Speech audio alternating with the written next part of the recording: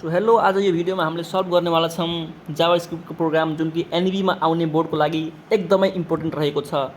यसमा क्वेसन रहेको छ, write a program using recursive function to find factorial of factorial in JavaScript. यसमा कि जावास्क्रिप्टको युज गरेर हामीलाई कुनै पनि नम्बरको फ्याक्टोरियल फाइन्ड आउट गर्न भनेको छ जावास्क्रिप्टमा। यहाँ भनेको छ रिकर्सिभ फङ्सन। अब यसमा फङ्सन भन्यो भने गर्न पाइन्छ, रिकर्सिभ फङ्सन भन्यो भने पनि यही वाला प्रोग्राम गर्न पाइन्छ। सो लेट्स सुरु गरौँ है। सो त्यसको लागि हामीले माथिको त्यो हेड बडी गर्न पर्दैन, हेड बडी गर्न पर्दैन, जेस मात्रै भनेपछि।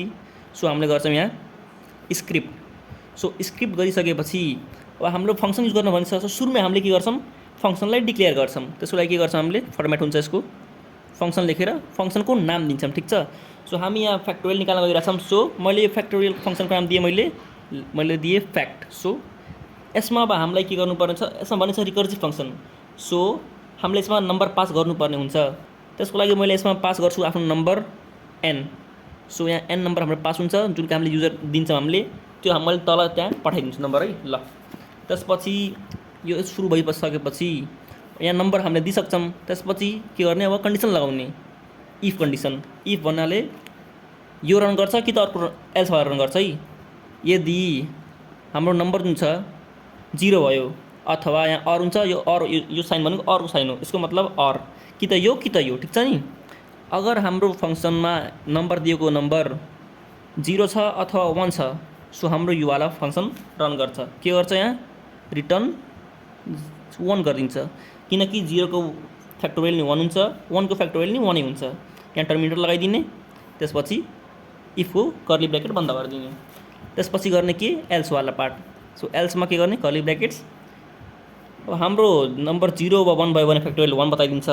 अगर हाम्रो नम्बर बढी छ, 0 र 1 होइन भने त्यसको लागि के गर्छन्, हामीले के रिटर्न गरिदिने, रिटर्न एन इन्टु फ्याक्टोरियलको नाम, फङ्सनको नाम n-1 भन्नाले हाम्रो 0 र 1 भयो भने फ्याक्टोरियल 1 रिटर्न गरिदिन्छ।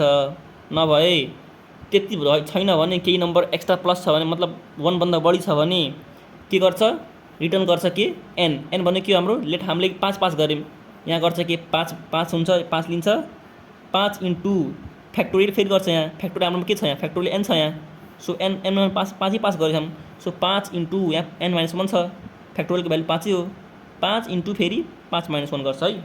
सो यसले के गर्छ, हाम्रो नम्बर लिन्छ र त्यसलाई आफूमै एकचोटि माइनस गरेर फेरि रिटर्न गरिदिन्छ। रिटर्न भयो, यसलाई पनि बन्द गरिदिने। त्यसपछि हाम्रो काम यहाँ सकियो फ्याक्टोरियलको। त्यसपछि अब हामीले यहाँ नम्बर त्यहाँ पास गर्दैछौँ, तर कहाँबाट पास गर्यौ, कहाँबाट नम्बर लियौ, त्यो त बताएको छैनौँ। अब यति सकेपछि हामीले के गर्छौँ, नम्बर दिने काम गर्छौँ। सो हामीले के गर्छौँ, लेट एन। एन भनेको हाम्रो नम्बर हो। सो नम्बरमा के गर्ने, पार्स इन्टिजर आइएनटी। सो यहाँ सुरुको क्यापिटल स्मल हुन्छ, बस आइएनटीको जुन हुन्छ बिचको आई जुन हुन्छ त्यसले क्यापिटल गर्ने चलन हुन्छ। सो यसको भित्र प्रम्प्टमा गरिदिने, कोट्सभित्र एन्टर नम्बर।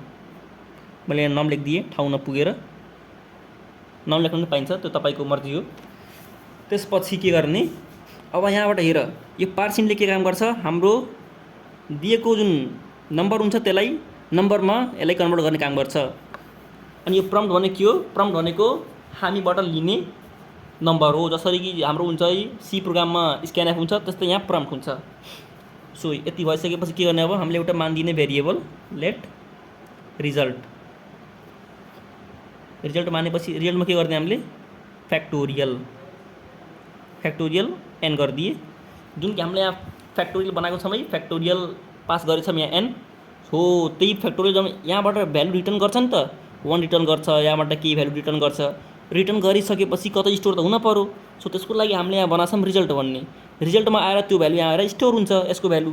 र यहाँ के भइरहेछ, यहाँ फङ्सन कल पनि भइरहेछ। यहाँ हाम्रो फङ्सन कल पनि हुन्छ र यहाँबाट रिटर्न भएको भ्यालु यहाँ आएर स्टोर हुन्छ। सो यसको भ्यालु यहाँ स्टोर भएर रिजल्टमा आएर स्टोर हुन्छ, रिजल्ट भन्ने भेरिएबलमा। अब हाम्रो भ्यालु एन्सर चाहिँ आइसक्यो यहाँ।